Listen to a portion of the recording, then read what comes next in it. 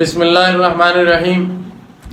ناظرین، آج آپ کے سامنے سورۃ البقرہ کی آیت نمبر 27 کی تفسیر پیش کی جائے گی۔ آیت نمبر 26 میں اللہ تعالیٰ نے فرمایا تھا کہ اللہ تعالیٰ قرآن کریم کے ساتھ بہت سے لوگوں کو ہدایت دیتے ہیں، بہت سے لوگوں کو گمراہ کرتے ہیں، اور اللہ تعالیٰ اس کے ساتھ صرف انہی لوگوں کو گمراہ کرتے ہیں جو حد سے نکلتے ہیں، جو فاسق ہیں، نافرمان ہیں۔ اب اس آیت میں، آیت نمبر 27 میں ان لوگوں کے حالات اور صفات ذکر کی گئی ہیں جو حد سے نکلتے ہیں، یعنی جو نافرمان ہیں، اور یہ صفات اس لیے ذکر کی ہیں کہ ہمیں، تاکہ قرآن کریم کو پڑھنے والا مسلمان یہ دیکھ لیں کہ کہیں وہ تو اس طرف نہیں جا رہا، اور دوسری بات کہ جن لوگوں میں یہ صفات پائی جائیں ان سے دور رہے اور کنارہ کرے۔ دیکھیں، فرمایا الذین ینقضون عہد اللہ من بعد میثاقہ، وہ لوگ جو اللہ کے عہد کو پختہ کرنے کے بعد توڑ ڈالتے ہیں۔ اللہ تعالیٰ کا عہد ایک تو عہد الست ہے، یعنی جب اللہ تعالیٰ نے تمام اولاد آدم کی روحوں کو جمع کیا تھا اور انہیں خود اپنی نفسوں پر خود ان کو گواہ بنایا، اس کا ذکر اللہ تعالیٰ نے فرمایا وَإِذْ أَخَذَ رَبُّكَ مِن بَنِي آدَمَ مِن ظُهُورِهِمْ ذُرِّيَّتَهُمْ، کہ وہ وقت یاد کرو جب تیرے رب نے بنی آدم کی پشتوں سے ان کی اولادوں کو لیا، وَأَشْهَدَهُمْ عَلَىٰ أَنفُسِهِمْ، اور ان کو گواہ بنایا خود انہی پر، الست بربکم، پوچھا کیا میں تمہارا رب نہیں ہوں؟ قالوا بلا، انہوں نے کہا کیوں نہ ہمارے رب ہوتے۔ یعنی نہایت بلیغ انداز میں اللہ تعالیٰ سے عہد کیا کہ آپ ہی ہمارے رب ہیں۔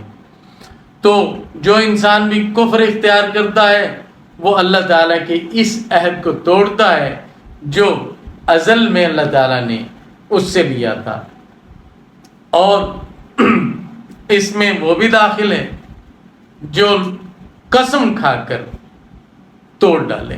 قسم کھا کر انسان اللہ تعالیٰ سے عہد کرتا ہے اور پھر جب قسم توڑتا ہے تو اللہ تعالیٰ کے عہد کو توڑ ڈالتا ہے۔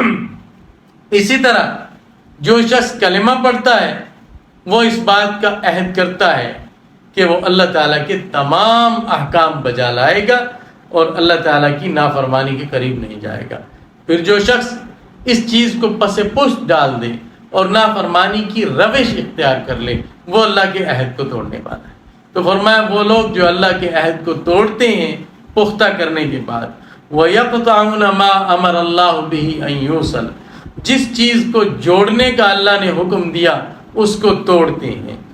اس میں یعنی جس رشتے کو اللہ نے جوڑنے کا حکم دیا اس رشتے کو توڑتے ہیں۔ اس میں وہ تعلق بھی داخل ہے جو انسان اور خدا کے درمیان ہے، عبد اور معبود کا رشتہ۔ انسان بندہ ہے، وہ معبود ہے، جو اس رشتے کو توڑتے ہیں، اور اس میں وہ بھی داخل ہے جو انسانوں کا آپس میں تعلق ہے، انسان کا اپنے گھر والوں سے جو تعلق ہے، جو لوگ اسے توڑتے ہیں، اس عمل کو یعنی اس توڑنے کو قطع رحمی کہتے ہیں۔ اور فرمایا رسول کریم صلی اللہ علیہ وسلم نے کہ لا يدخل الجنت قاطع، جو آدمی رشتے توڑتا ہے وہ جنت میں نہیں جائے گا۔ اور اس میں تمام اہل حقوق جن کے ساتھ انسان رہتا ہے، یعنی جن کے ساتھ کام کرتا ہے، اس کے کولیگز ہیں، شرکائے کار ہیں، اگر بس میں بیٹھا ہے تو ساتھ کی سیٹ والا جو مسافر ہے، الصاحب بالجنب، اور اسی طرح اور بھی جو لوگ جن سے دن بھر اسے واسطہ پڑتا ہے ان کے حقوق اس کے ذمے ہیں، اور ایک رشتہ و تعلق ہے ان انسانوں کا آپس میں۔ جو آدمی ان حقوق کی پاسداری نہیں کرتا اور ان کو پامال کرتا ہے وہ ان حقوق کو، وہ اس رشتے کو قطع کرنے والا ہے، توڑنے والا ہے۔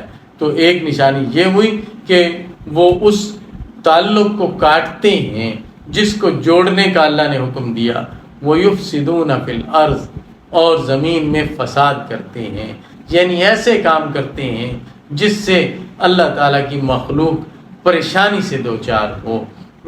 اس میں چوری داخل ہے، اس میں جھوٹ داخل ہے، اس میں لوگوں کا آپس میں ان کو لڑانا، ایسے حالات پیدا کرنا کہ لوگ آپس میں لڑ پڑیں اور لوگوں کا امن تہ و بالا ہو، یہ سب اس میں داخل ہے۔ کوئی چغلی کرے، کوئی ایسا سبب اختیار کرے جس سے ملک میں یا رہنے والی جگہ میں فساد پھیلتا ہو، وہ سب اس میں داخل ہے۔ جو شخص یہ کام کرتے ہیں اللہ کے عہد کو پختہ کرنے کے بعد توڑ دیتے ہیں اور رشتہ داری کے تعلقات قطع کرتے ہیں اور فساد مچاتے ہیں، ان لوگوں کو قرآن سے گمراہی کے سوا کچھ نہیں ملتا۔ یہ خود اللہ تعالیٰ فرما رہے کہ اللہ تعالیٰ اس کتاب کے ساتھ ان لوگوں کو گمراہ کرتے ہیں۔ تو ان برائیوں سے اجتناب ضروری ہے۔ جو شخص ان برائیوں میں مبتلا ہوگا قرآن اس کو ہدایت کی بجائے گمراہی کی طرف لے جائے گا۔ اولئک هم الخاسرون، یہ لوگ حقیقت میں خسارہ پانے والے ہیں۔ اور یقیناً اس سے بڑا خسارہ کیا ہوگا کہ سب سے بڑی کی ہدایت کی کتاب ان کی گمراہی کا سبب بنے۔ جس کتاب کے ذریعے لوگ راہ پاتے ہیں وہ اسی کتاب کو پڑھ کر اپنا راستہ گم کرتے ہیں اور گمراہی کے اندھیروں میں جا پڑتے ہیں۔ اللہ تعالیٰ اپنی پناہ میں رکھے۔ وآخر دعوانا ان الحمد للہ رب العالمین۔ فرقہ واریت سے بالاتر اور خالصاً قرآن و سنت کی زبان میں قرآن کریم کو سمجھنے کے لیے ہمارے چینل کو سبسکرائب کریں۔